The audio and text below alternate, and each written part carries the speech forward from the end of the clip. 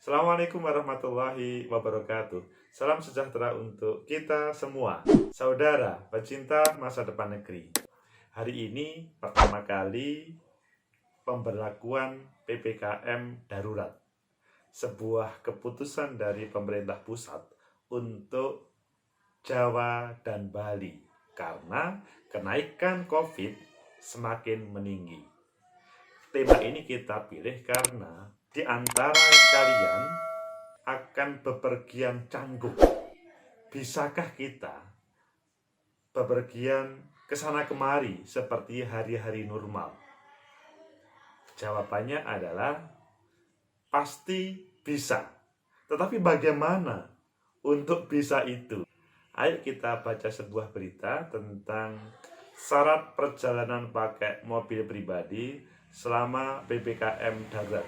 Perlukah kartu vaksin? Ikuti pembahasan ini meskipun sebetulnya ada tema yang menarik lain. Nah, ini kita baca bagaimana suasana Jakarta sangat lengang. Nah, kalau yang ini bagaimana bantuan pemerintah untuk mereka yang membutuhkan selama PPKM darurat. Tetapi kita pastikan pembahasan tentang apa yang harus dibawa terkait dengan perjalanan selama PPKM darurat ini. Ayo ikuti.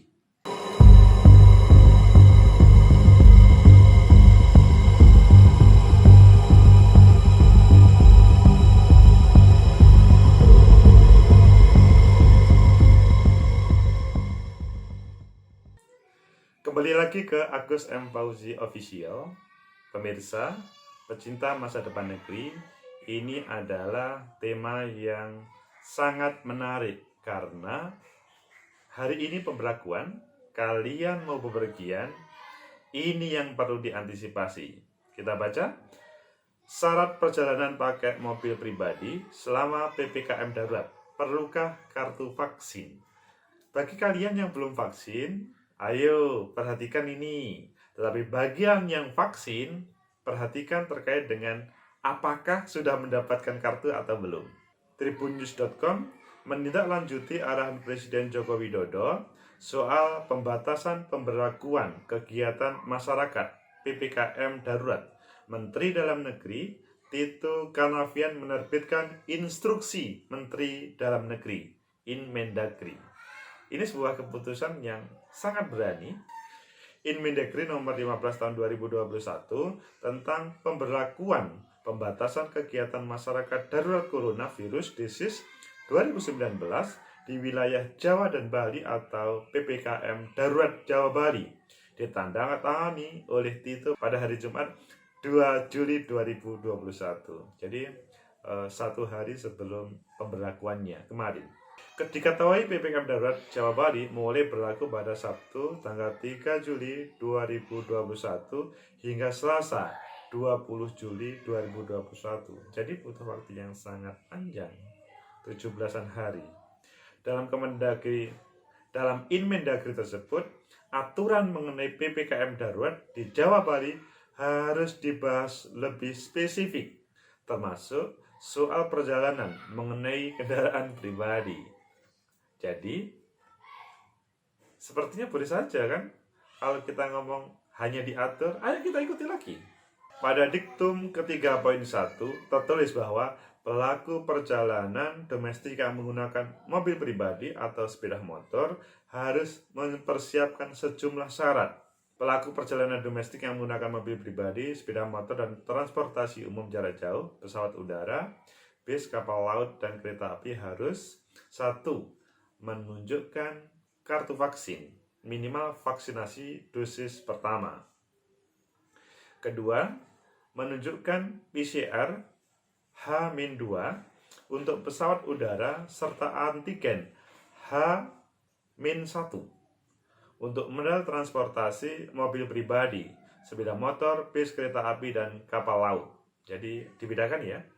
Untuk pesawat udara itu H-2, untuk H-1 antigen itu yaitu diberlakukan bagi mobil pribadi, sepeda motor, bis, kereta api, dan kapal laut.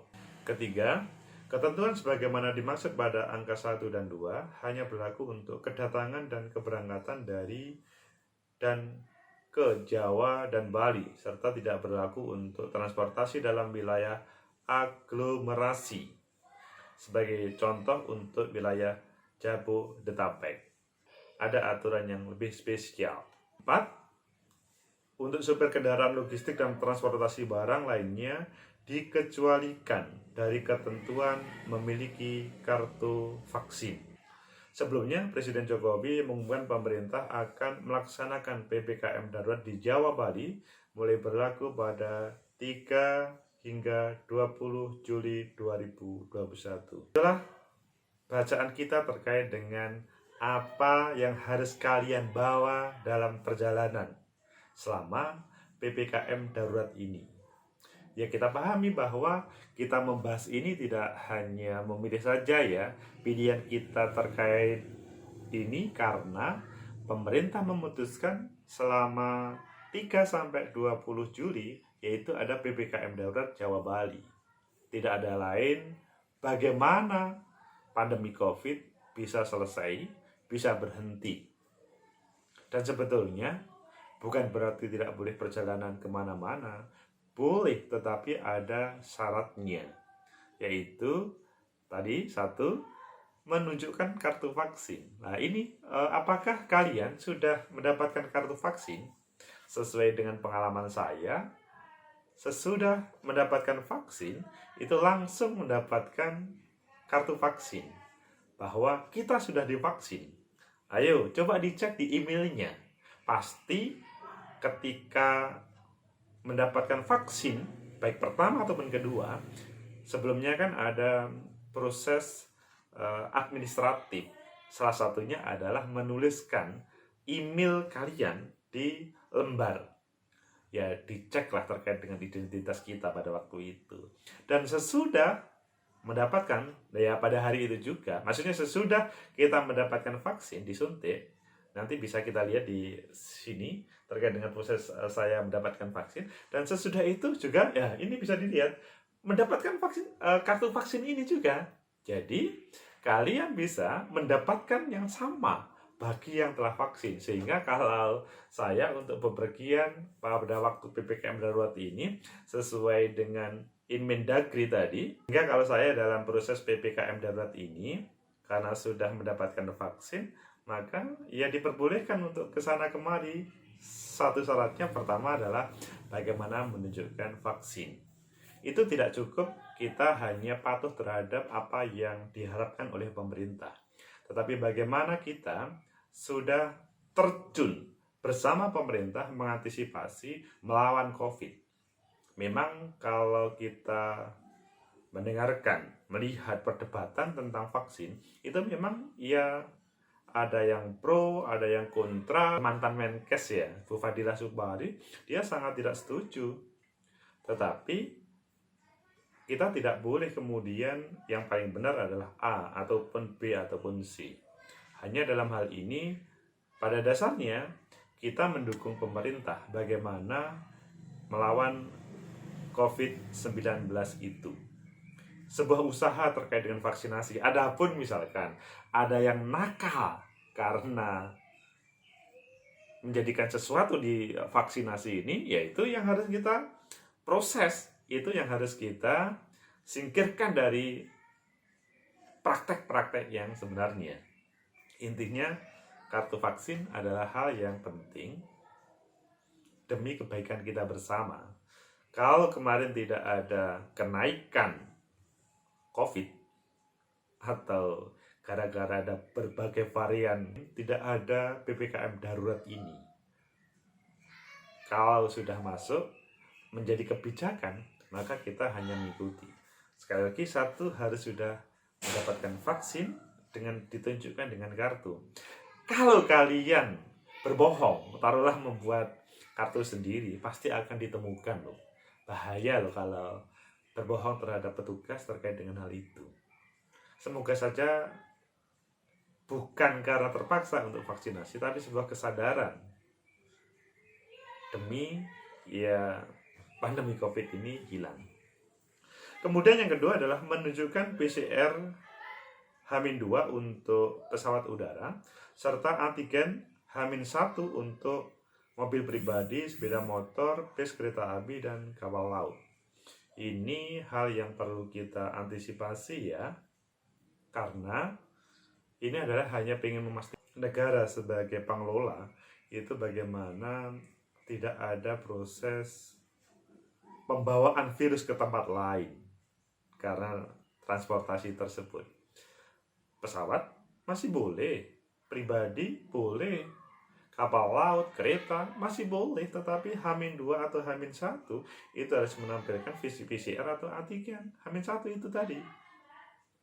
Ya memang kalau memang tidak mau bepergian, atau sebaliknya, ya memang kalau tidak mau PCR ataupun antigen, ya tidak usah bepergian. Kuatkah kalian untuk tidak bepergian? Selama tidak ada hal yang sangat penting, pasti kuat.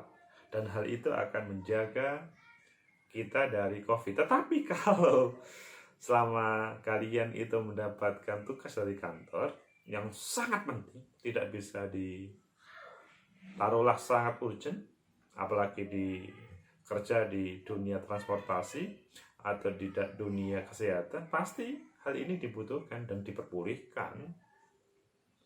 Jadi secara dua bisa kita pahami dan itu harus kita lakukan. Syaratan nomor 1, 2 itu tidak berlaku untuk aglomerasi. Bahkan di sana seakan-akan sudah tidak boleh kemana-mana. Sebetulnya aglomerasi itu bagaimana mereka yang di situ terjadi kenaikan angka COVID semakin tinggi, itu selanjutnya bisa lebih turun. Sebagaimana gambar ini. Ini kan kalau di Jakarta itu kan relatif hari ini, yaitu hari pertama dari COVID, itu sepi. Jalan raya sepi. Seperti kalau gambaran teman-teman yang ada di Jabodetabek, itu seperti pada waktu lebaran-lebaran 3 tahun yang lalu atau sebelumnya. Relatif sepi jalan-jalan di Jakarta. Tapi pada hari ini, pertama kali PPKM darurat yang keempat, yaitu bagi mereka yang travel untuk transformasi barang atau logistik ataupun kesehatan, tentunya hal yang berbeda. Mereka mempunyai kesempatan yang lebih karena demi kebaikan. Meskipun sebetulnya hal ini lebih baik dilakukan sama siapapun, karena supaya tidak ada yang namanya perpindahan COVID tersebut. Jadi aturan ini dibuat memang untuk bagaimana pandemi COVID itu tidak ada atau tidak meluas. Jadi siapapun berlaku. Apakah kalian setuju dengan pendapat ini? Tentunya kita akan berpikir, sebetulnya pemerintah itu bagus ya, yaitu menghadirkan PPKM darurat. Meskipun mungkin dari kalian berpikir, mengapa ini tidak diberlakukan mulai dahulu? Ya memang suasananya berbeda. Pada saat ini lebih serius, lebih banyak yang meninggal dunia, lebih banyak terpapar COVID, dan banyak rumah sakit yang full. Mungkin seandainya kosong hanya tinggal 1%, 5%, relatif yang di atas 10% relatif jarang.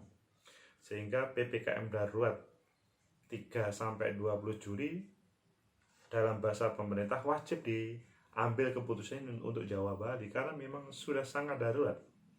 Di dunia internasional kita menjadi bagian yang tinggi dibanding dengan negara-negara lain. Meskipun mungkin kalau kita membandingkan dengan Singapura ya, itu sudah mempunyai kebijakan yang berbeda.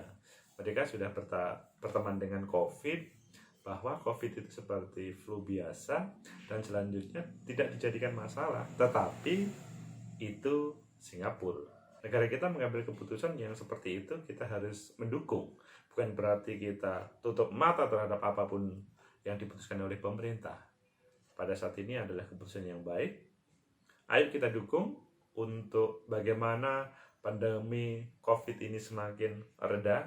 Tentunya juga harus ada konsekuensi dari pemerintah.